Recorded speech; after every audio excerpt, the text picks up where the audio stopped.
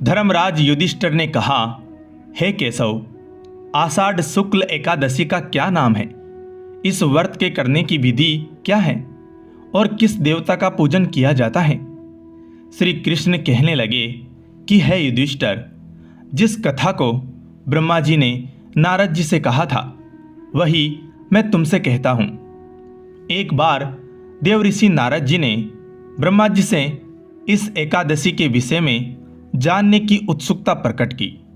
तब ब्रह्मा जी ने उन्हें बताया कि सतयुग में मानदाता नामक एक चक्रवर्ती सम्राट राज्य करते थे।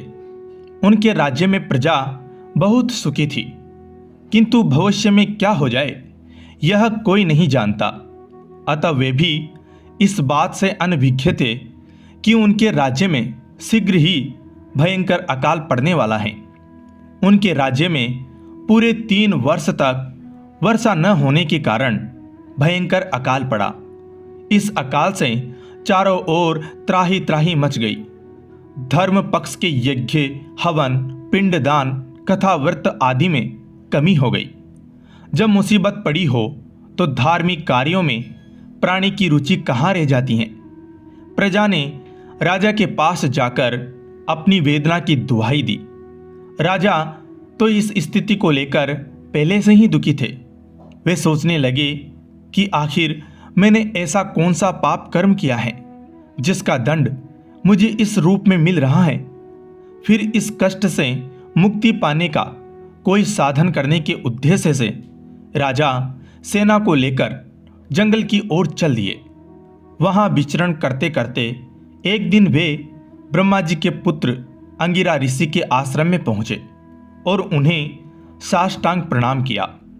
ऋषिवर ने आशीर्वचनोपरांत कुशल क्षेम पूछा। फिर जंगल में विचरने व अपने आश्रम में आने का प्रयोजन जानना चाहा।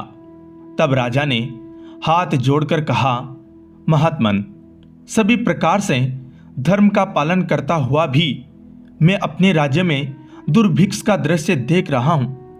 आखिर किस कारण से ऐसा हो रहा है? कृपया इसका समाधान करें। यह सुनकर महर्षि अंगिरा ने कहा, हे राजन, सब युगों से उत्तम यह सतयुग है। इसमें छोटे से पाप का भी बड़ा भयंकर दंड मिलता है। इसमें धर्म अपने चारों चरणों में व्याप्त रहता है। ब्राह्मण के अतिरिक्त किसी अन्य जाति को तप करने का अधिकार नहीं है, जबकि आपके राज्य में एक शूद्र तपस्या कर रहा है। यही कारण है कि आपके राज्य में वर्षा नहीं हो रही है।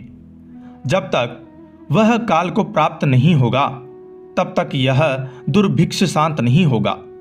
दुर्भिक्ष की शांति उसे मारने से ही संभव है। किंतु राजा का हृदय एक नरपराध शूद्र तपस्वी का समन करने को तैयार नहीं हुआ। उन्होंने कहा, हे देव, मैं उस निरपराध को मार दूं, यह बात मेरा मन स्वीकार नहीं कर रहा है। कृपा करके आप कोई और उपाय बताएं। महर्षि अंगिरा ने बताया कि आषाढ़ माह के शुक्ल पक्ष की एकादशी का व्रत करें। इस व्रत के प्रभाव से अवश्य ही वर्षा होगी। राजा अपने राज्य की राजधानी लौट आए और चारों वर्णों सहित पद्मा एकादशी का विधि पूर्वक व्रत किया।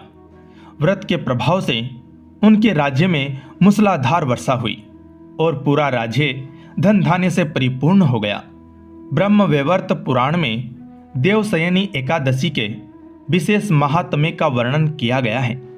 इस व्रत से प्राणी की समस्त मनोकामनाएं पूर्ण होती हैं। जय श्री हरि। धन्यवाद।